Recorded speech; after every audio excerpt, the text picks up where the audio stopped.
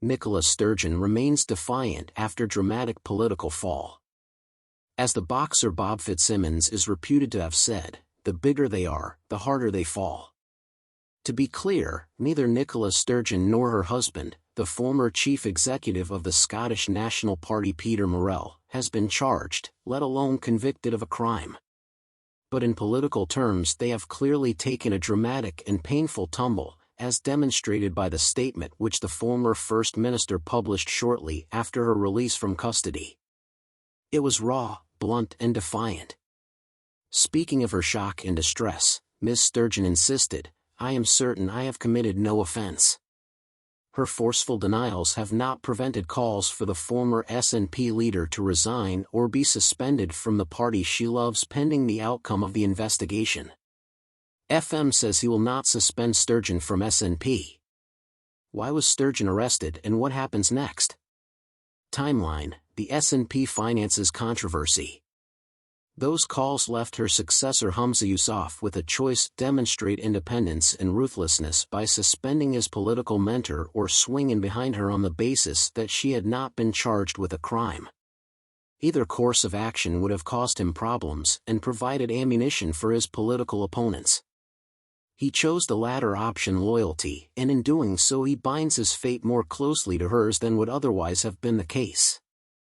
Mr. Yousaf said he was treating Ms. Sturgeon in the same manner that he had treated others who had been released without charge, adding, "I'll do what I believe is right to the values of natural justice." Labour are hoping to profit from that decision. A by-election in Rutherglen and Hamilton West, after the conviction for breaching lockdown laws of the former SNP MP Margaret Ferrier, is not a certainty that is a matter for voters in the constituency. But Anna Sarwar's appearance there the day after Ms. Sturgeon's arrest tells you all you need to know about the opportunity the Scottish Labour leader spies. Mr. Sarwar said Mr. Yousaf was too weak to show leadership and the SNP was mired in scandal. If he had been hoping for a total collapse in SNP support in recent months, however, he must be disappointed. The SNP's polling has sagged from its heights under Ms. Sturgeon, but, as Professor Sir John Curtis of Strathclyde University points out, under Mr. Yousaf, the SNP has been registering about 38% support both before and after the arrest, and release without charge, of Mr. Murrell. The political impact of the investigation, said Sir John, was perhaps not necessarily as much as the drama might suggest. Not only that, but the apparent level of support for independence, pointed out the polling expert, remained at around 47% or 48%. Nonetheless, Sir John added, the SNP did face serious difficulties. He said it was facing a Labour Party north of the border which is much rejuvenated, improving the UK leader of the opposition Sir Keir Starmer's chances of entering Downing Street at the next general election. For the Conservatives, the latest developments have been a gift, pushing talk of Tory turmoil and by-election woes in England off the front pages, at least for now, in favour of headlines about SNP meltdown. The Scottish Conservative chairman Craig Hoy pointed to the suspension of other figures in the SNP when they faced legal troubles as a precedent the First Minister should follow. He said Mr. Yousaf would not take that step because he's hopelessly compromised by the fact that he only won the leadership election thanks to the backing of Nicola Sturgeon and her inner circle. For Nicola Sturgeon, the political and the personal have always been pretty much inseparable.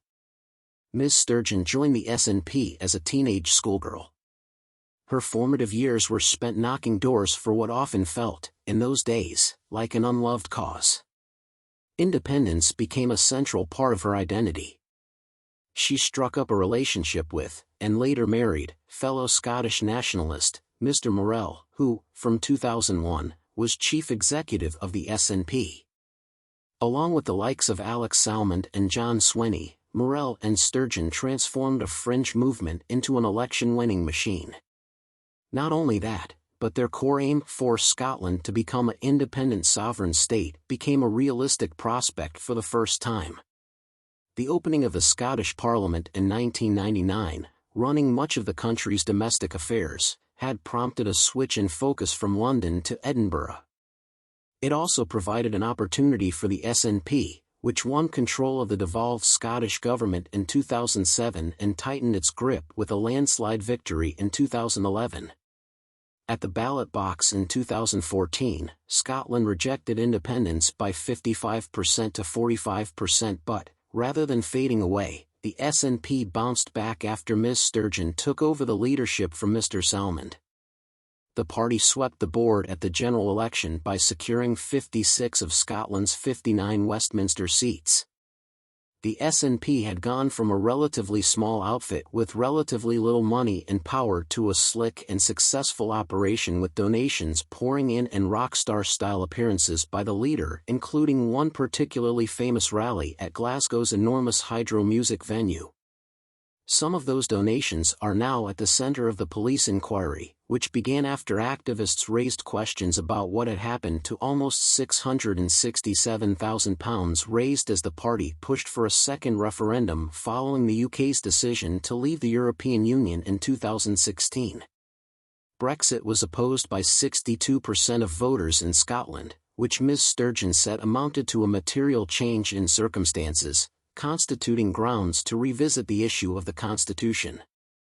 At that point Ms. Sturgeon was feted by many Social Democrats, and feared by some Conservatives and Unionists, around the UK.